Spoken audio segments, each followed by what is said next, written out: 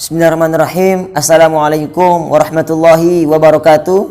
Kaifa halukum? Bagaimana kabar kalian semua? Para subscriber saya. Saya buat video lagi karena sudah 1 bulan ini saya tidak pernah buat video. Sekarang ini buat video membahas tentang hari Asyura. Meskipun hari Asyuranya sudah beberapa hari yang lalu, hari Sabtu yang lalu. Sekarang ini kan hari Rabu, tapi tidak apa-apa lah. Karena kemarin hari Sabtu itu saya tidak bisa buat video. Saya bisanya buat video sekarang tentang hari Asyura atau 10 Muharram. Ada apa itu 10 Muharram? Dalam sejarah peradaban Islam, teman-teman, 10 Muharram merupakan hari yang sangat bersejarah, hari yang sangat penting, mulia, luar biasa, dan hari yang ditunggu-tunggu banyak orang. Kenapa? Karena pada hari itu, tanggal 10 Muharram, Allah memuliakan para nabinya. Siapa diantaranya? Dalam kitab Tanbihul Ghafilin, karya Syekh Abu Laith As-Samarqandi, diriwayatkan bahwa Nabiullah Adam alaihissalam diciptakan pada 10 Muharram. Kemudian setelah Nabiullah Adam alaihissalam diciptakan juga istrinya Hawa, hidup bersama di dalam surga oleh Allah Ta'ala. Adam, jangan kau dekati pohon ini, selain itu silakan, tapi khusus pohon ini jangan kau dekati. Nabi Adam alaihissalam mendekati pohon yang dilarang oleh Allah di dalam surga, bahkan memakannya bersama Hawa. Maka Allah murka dan mengusir Nabi Adam alaihissalam dari surga, turun ke bumi. Oleh sejarah disebutkan Nabi Adam alaihissalam turun di tanah India, sedangkan Hawa turun di tanah Arab. Kemudian Nabi Adam alaihissalam dan Siti Hawa bertobat 40 hari 40 malam. Kemudian diterima tobatnya Nabi Adam alaihissalam dan Hawa pada tanggal 10 Muharram. Nabiullah Idris alaihissalam, orang yang soleh, diangkat ke hadirat Allah Subhanahu wa taala pada tanggal 10 Muharram. Nabiullah Nuh alaihissalam, ketika beliau berdakwah, tak ada yang mendengar. 950 tahun, yang masuk Islam cuman 70 orang kurang lebih. Beliau berdakwah, kemudian diejek beliau, dan Allah memerintahkan beliau supaya membuat perahu bahtera yang besar.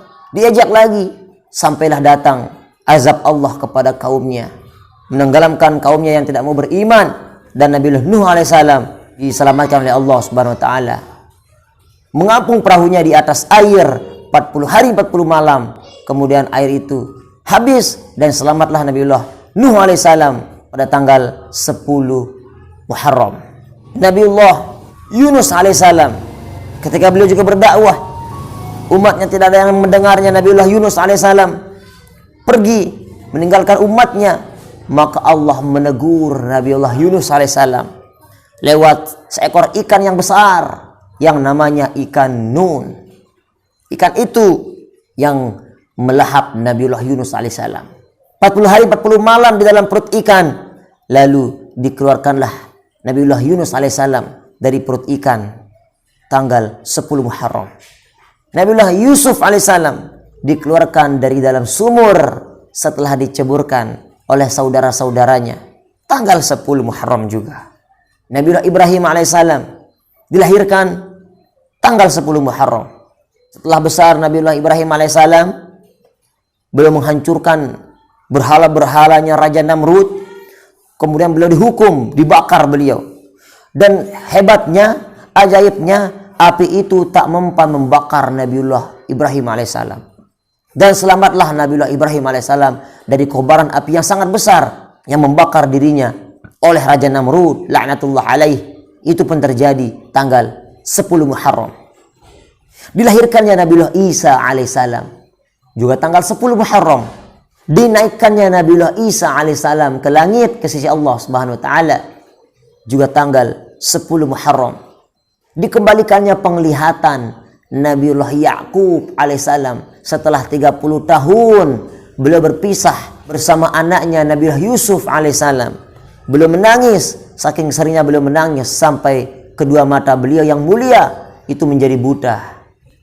Setelah 30 tahun beliau bertemu dengan Nabiullah Yusuf alaihissalam dan mengusap wajahnya dengan bajunya Nabiullah Yusuf alaihissalam, dan penglihatan beliau kembali lagi seperti semula.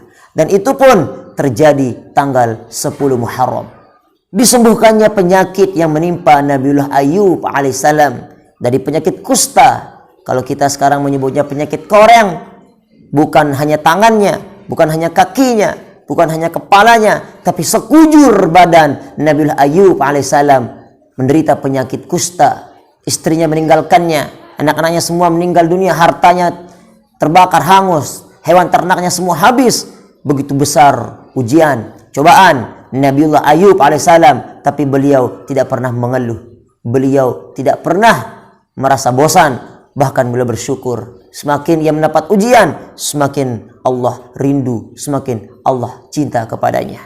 Maka setelah 7 tahun beliau menderita penyakit kulit, penyakit kusta, maka Allah Subhanahu wa taala menyembuhkan penyakit beliau pada tanggal 10 Muharram.